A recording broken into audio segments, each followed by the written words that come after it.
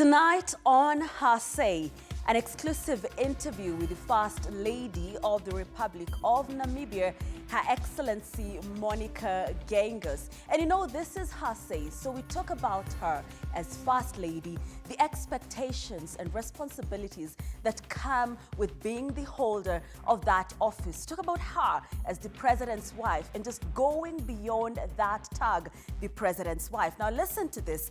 Monica Gengos is also the President of the Organization of African First Ladies for Development, that is OFLAD. So we discussed that to her capacity as the President of that organization. And not just that, now today, November 25th, is the day the world begins observing the 16 days of activism against gender-based violence. And we did discuss that too, not just GBV in Kenya or Namibia, but in Africa at large. Most definitely a conversation that you do not want to miss. It shall come to you shortly, but first, the highlights.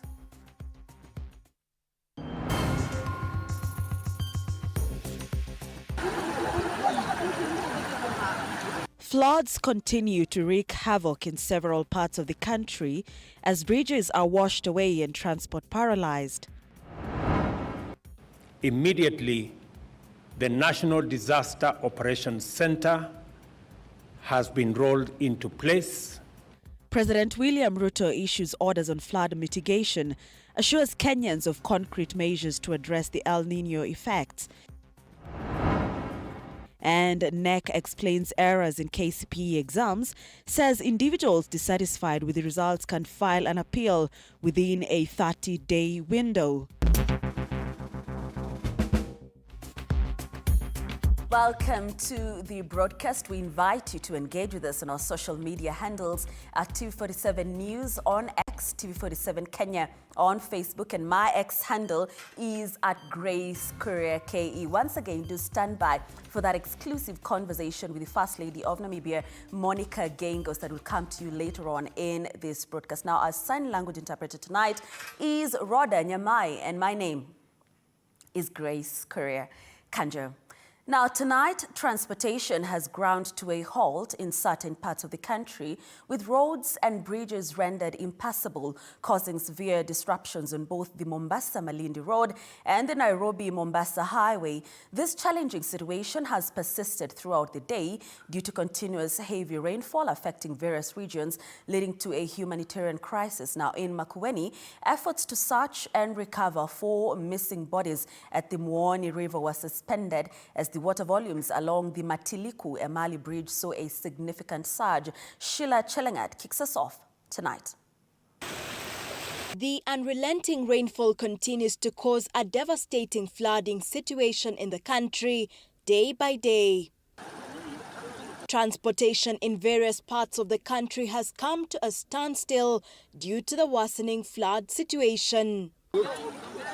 Along the Nairobi-Mombasa Highway early Saturday morning, the overflow from River Sultan posed a serious threat to motorists.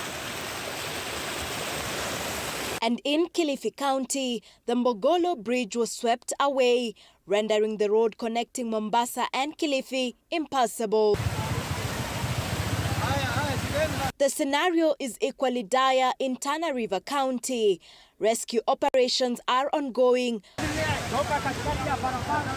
with 8 children, 3 female adults and 1 male adult successfully rescued in Nanegi. However, in Duklano Tulaga, 5 people remain missing.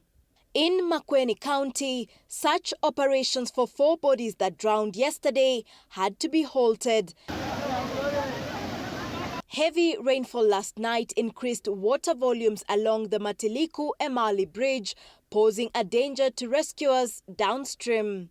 And in Isiolo County, over 1,000 residents of Ngare Mare Ward have been evacuated due to the invasion of flood waters that have claimed 2 lives in the area. Kuna mtu mwingine anaitwa Ngaramara iko hivi, wadaivat hiyo maji iende hivi ndio itatunyang'anya sisi shida hii maji, lakini kama hakuna town ya Ngaramara maliko, kwa sababu town ya Ngaramara yote imeadhirika. Sasa hii hakuna mtu venye anaweza enda kununua kitu kwa duka, hakuna, sisi tumeisha hata na njaa. These distressed residents are urging the government to continue providing humanitarian aid. Sasa hatuna sufuria, Watoto tumenyang'anywa na maji, nguo, tumenyang'anywa viatu. Tulikuwa tunaomba tu hata watusaidie na viatu na masufuria ya kupikia. The International Federation of Red Cross and Red Crescent Societies, along with the Kenya Red Cross Society, has launched an emergency appeal for approximately $20 million to address this disaster. Sheila Chelangat for TV47. Thank you, Sheila Chelangat, for that. And still on matters floods, now President William Ruto now says a substantial intervention has been implemented to address the unfolding flood crisis, noting that the government has allocated resources to ensure that vulnerable cases have access to sufficient food. Speaking at State House, Nairobi, during a meeting with agencies responsible for different facets of disaster response, the president declared that a national disaster operations center has been activated to oversee coordinated responses.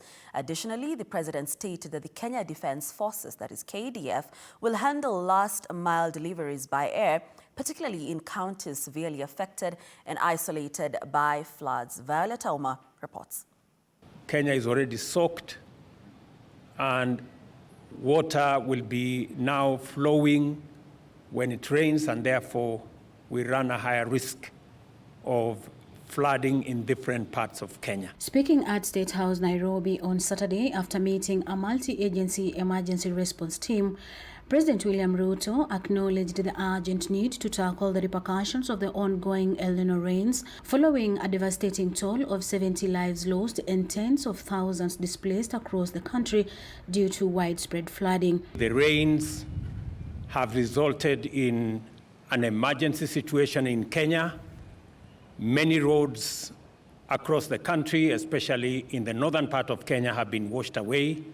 There are trucks stuck everywhere with food, medicines, fuel that is now unable to reach their destinations. Unfortunately, we have lost 70 people across Kenya because of these rains, and about 36,160 households have been displaced so far. Ruto said that the floods witnessed in various parts of the country are destructive and that his government has taken concrete measures, both short and long term, to address the crisis. In response to the unfolding emergencies, the head of state announced that his cabinet will convene an emergency meeting on Monday to strategize on crisis management. Cabinet will meet on Monday to deliberate on the various recommendations that have been made to ensure that the country is better prepared for the management of the situation that we see unfolding. Immediately, the National Disaster Operations Center has been rolled into place. Senior government officials will now move to the National Disaster Operations Center, including those from the various agencies, the military, the Ministry of Roads, the Council of Governors, and all the other stakeholders, including Ministry of Health, to make sure that we coordinate all the information. He said that his government has set aside 2.4 billion shillings to assist those affected by the floods, with Kenya Defence Forces playing a crucial role in airlifting essentials like food to isolated communities. I have instructed KDF to provide their air service facilities to airlift any commodities required in different parts of Kenya, and especially the last mile deliveries in the counties that are now marooned by floods. Despite the challenges, Ruto encouraged Kenyans to leverage the rainfall by engaging in farming activities, noting that the government has distributed subsidized fertilizers to support agricultural efforts. The president's statement comes in a wake of criticism he faced last month for downplaying the likelihood of El Nino rains, asserting that the heavy rainfall expected will not be destructive. As our dams fill up, citizens are informed across, especially in the areas that we could have overflow of dams, so that citizens are relocated early This situation unfolds as the country, already recovering from the worst drought in 4 decades, now grapples with devastating consequences of widespread flooding. Reporting for TV47, I'm Violet Auma. Thank you, Violet Auma, for that. Let's move on. As the Azimio leader Raila Odinga has criticized President William Ruto's administration, accusing it of failing to fulfill the promises made to Kenyans. Speaking in Migori County, Raila stated that the government has not implemented measures to alleviate the high cost of living and has failed to address the challenges posed by El Nino, resulting in the loss of lives. Paul Kirobi with more.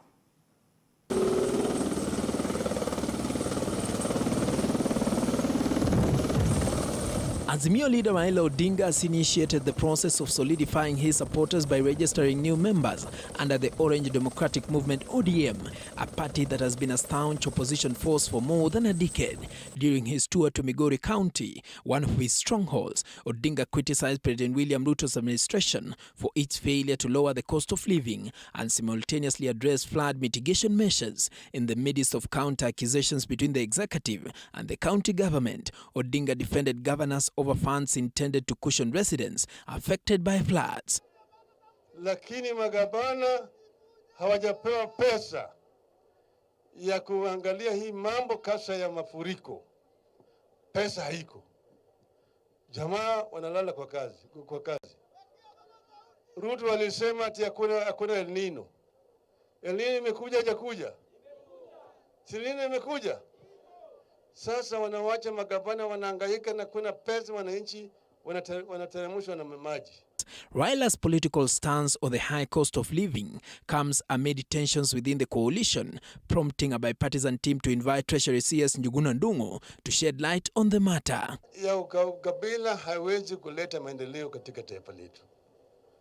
Sisi tunasema kila mtu mpaka tambuliwe apewe haki yake, masivyo. Kama sasa najua kuna shida mingi zaidi. Nimesikia mkiongea hapa. Nasikia kuna njaa. Sikuna njaa. Sikuna njaa. Kama yameisha chini. Bei ya sukari iko wapi? Bei ya unga iko wapi? Bei ya mafuta iko wapi? Bei ya mbolea iko wapi? Na walisema wakiweka Biblia chini itakuwa wapi? Biblia bado iko juu. Wewe ambia rais, watu wa Migori County, watu wa eneo ya Kuria wanahitaji cost of living iende chini, wanahitaji ajira. Seme ama asiseme?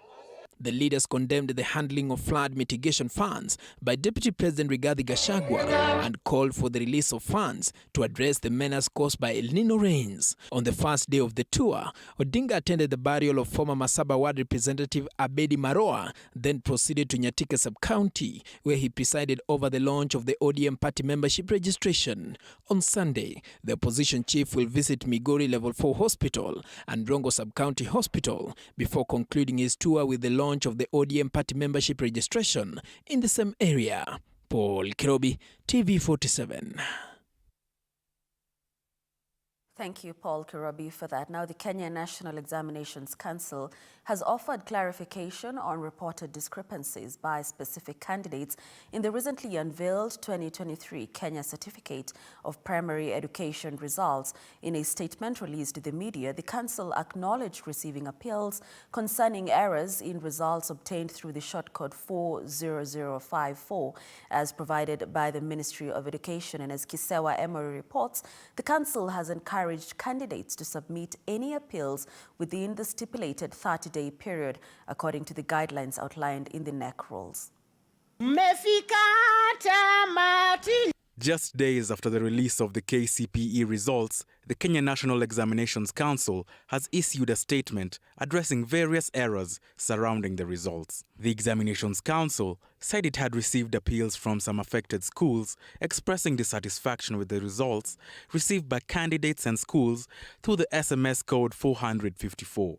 It was brought to the attention of NEC that results from some candidates had misaligned marks from grades in Kiswahili as they were placed in sign language. NEC clarified that the error affected only SMS results due to the configuration issues and assured that the results in the portal were accurate. This development comes at a time when concerns over discrepancies and mysterious low marks for some bright students persist, prompting calls for the Kenya National Examinations Council to consider remarking the papers. Letitia Chebet, who is an aspiring endocrinologist and a student at Bloomington School in Thika Town, Kiambu County, is an example. She received 303 marks, while the administration expected her to be one of the top performers. I got 303 and I really did not expect such marks because I knew I had prepared very well. I had worked tooth and nail. When I got the news, I was very astonished by such marks. I have never scored such in my life.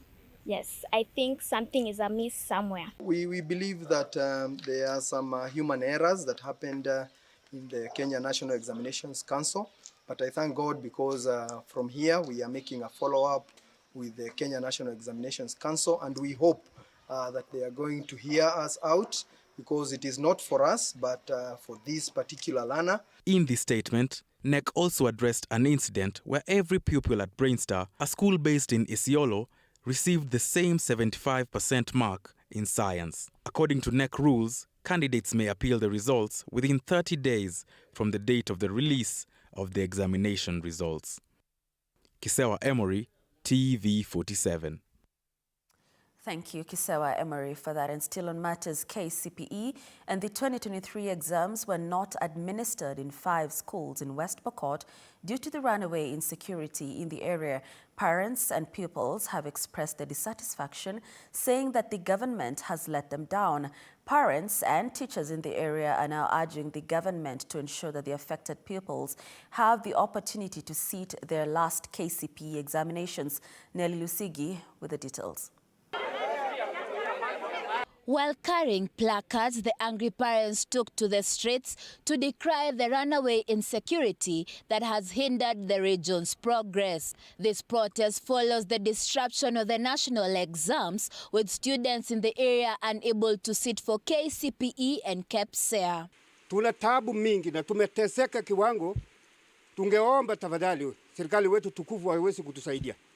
Waweze kutusaidia sisi sababu yale changa imeweza kutukabili kwanza ya insecurity. Hii mtihani ya juzi hakuna mtoto ambaye alifanya mtihani.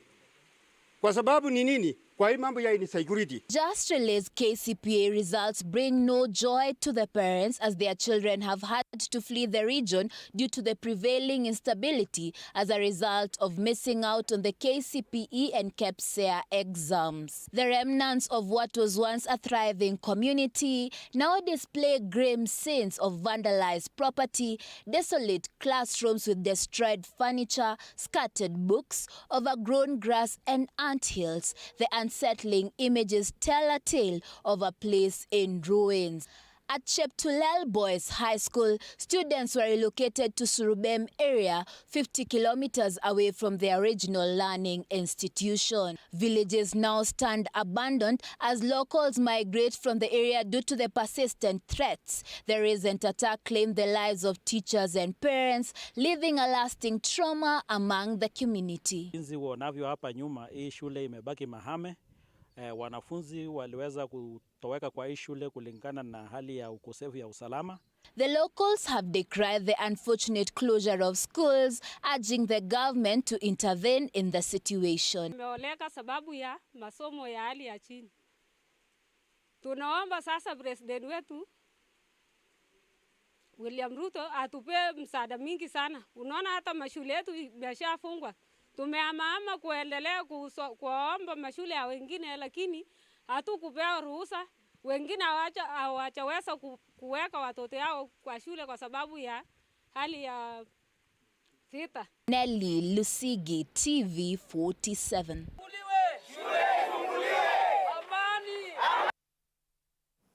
Thank you, Nelly Lusigi, for that. Now tonight, the National Dialogue team has released its final report recommending the creation of the offices of official opposition leader and prime minister. Now, the National Dialogue team has, however, failed to reach a consensus on the scrapping of the housing levy and reduction of value-added tax on fuel from 16% to 8%.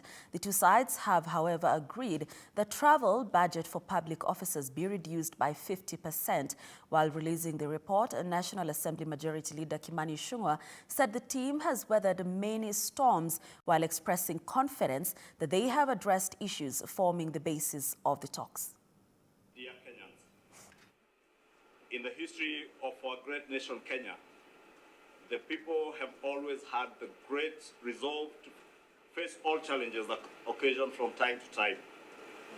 With great courage and in the spirit of truth, unity, brotherhood, nationhood, and patriotism, the people of Kenya always emerge as the winners. On this 25th day of November 2023, the National Dialogue Committee, established through a parliamentary process of the people's representation, is proud to midwife to the people of the Republic of Kenya the NADCO 2023 report. We are indeed proud to unveil the National Dialogue Committee's report, which has been electronically submitted to the principals representing both the Kenya Kwanza and Azimio la Umoja leadership. It is our firm belief that the report has addressed the issues that form the basis of the talks, and the recommendations therein will progressively heal our wounds, foster togetherness, promote national unity, restore our national pride, and usher us to greater national prosperity. We have a wish to admit that the journey preceding this joyous occasion has not been easy. We have weathered many storms that threaten the very fabric of our national unity. We have endured the tumultuous cycles of violence that marred our aspirations and hindered our collective progress. The scars of our past, etched in the loss of lives, the devastation of property, and the crippling blows to our economy, served as milestones that mark the seasons of our collective national travail. Throughout this process, concessions have been made or were made. Entrenched positions were relinquished, but unwavering dedication to the welfare of our beloved nation prevailed. We have placed Kenya above personal ambitions, recognizing that our people's unity and our nation's prosperity are paramount. Kenyans, through the stakeholder engagements, added their voices to what ails us as a nation and the pathways that would bring us to a place of national healing and reconciliation, which is the spirit of the report that we are launching today and its recommendations. Our journey towards redemption has been guided by a resolute commitment to rebuilding not just physical structures, but the very essence of our nationhood.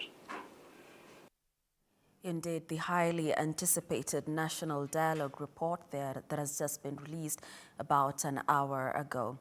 Let's move on, and as the 16 days of activism against gender-based violence kicked off today, Mombasa has been identified as a hotspot for violence against girls and women, with Kisauni and Likoni specifically highlighted. Notably, family members have been reported as the perpetrators in most cases of GBV. During the launch of the 16 days of activism against GBV in Mombasa, various stakeholders emphasized the need for prevention and elimination of violence against women and girls. It is also heartbreaking to note that Likoni sub-county and Kisauni sub-county are leading GBV hotspots in Mombasa.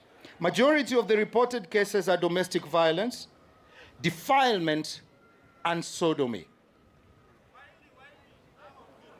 Children and women take up 33% and 42% of the reported cases respectively. Wale ambao wanadhulumu wamama, wanadhulumu watoto ni jamii zao kwanza. Kabla tutoke nje tuanze kuongelelea.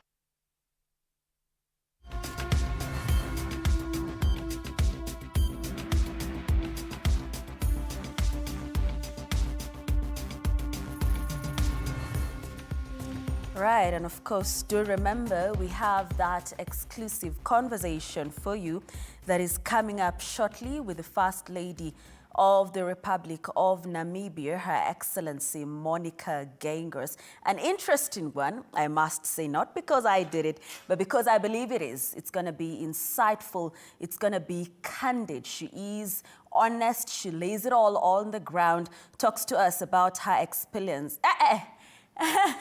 Experience, it's the flu, okay? Experience as the First Lady of Namibia, her being the president's wife, and just going beyond the president's wife. And remember, I did mention that she is the president of the Organization of African First Ladies for Development. So she speaks to us in that capacity. Again, remember, today, November 25th, the world begins observing the 16 days of activism against GBV, like you saw that report there from Mombasa, and I did engage her on that, on matters infertility, which is nowadays known as subfertility, and so much more. Most definitely a conversation that you do not want to miss. For now, let's take a look at some sports stories that are cued with this bumper.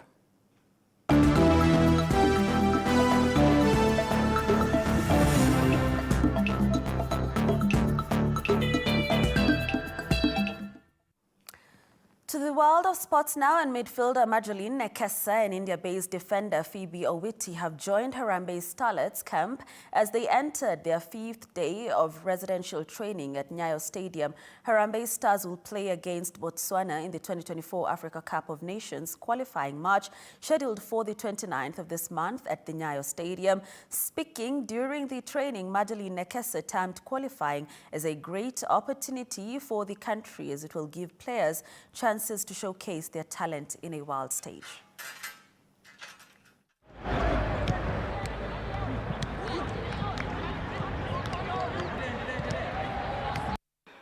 So far the camp has been great. The mood in the camp is amazing, and you can see all the players and coaches are ready to face Botswana. Qualifying for AFCON is a great opportunity for Kenya as a country, and especially for the players and coaches, because it's a platform for them to get an exposure and also to get a chance to qualify for World Cup.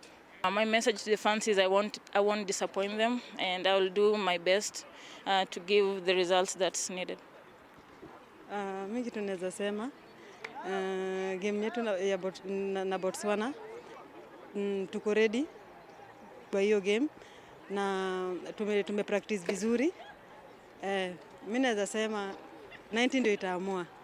Na tuko camp, watu wako positive, morale liko na tuko sawa. And the Kenya National Under-18 Boys Team Junior Stars kicked off their campaign in the Sekafa Under-18 Boys Championships with a 5-0 victory over Sudan in a match played at the Jomo Kenyatta International Stadium. Louis Ngavi scored a brace with Tyrone Kariuki, Aldrin Kibet and Elio Wade both on score sheet in the victory. In the tournament's opening fixture, Rwanda emerged victorious with a 1-0 victory, courtesy of a goal scored by Bobo Sibomana Sultan. Kenya now tops Group A and will play their second match against second-placed Rwanda on Tuesday. Meanwhile, Sekafa Under-18 Championships continues tomorrow in Kakamega with 2 Group B matches. The early kickoff will be Zanzibar versus South Sudan, and Tanzania will take on Uganda.